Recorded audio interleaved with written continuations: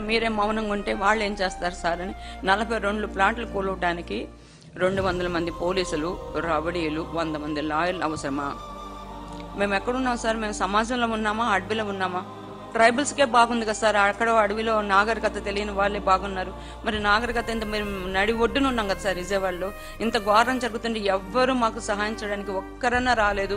మాకు న్యాయం జరగాలని మేము ఎక్కుతున్న మెట్లు, దిగుతున్న మెట్లు, మేము ఎక్కడున్నాం కూడా ఎవరికి తెలియకుండా ఇంతవరకు బ్రతికాం సార్. ఈ రోజు మమ్మల్ని రోడ్డు పాలు చేసేసారు. రోడ్ల మీదకి వచ్చి మాకు న్యాయం కావాలని వేడుకుంటున్నాం సార్. ఎవ్వరూ స్పందించట్లేదు. జగనన్న గారి దగ్గరికి వస్తే నేను తప్పకుండా చేస్తానమ్మా, నేను నెక్స్ట్ వీక్ వస్తానని ఆయన అక్కడే హామీ ఇచ్చారు సార్. ఎవరు మాకు హామీ కూడా ఇవ్వలేదు సార్. చేస్తామని చెప్పి మాకు న్యాయం జరగాలి సార్.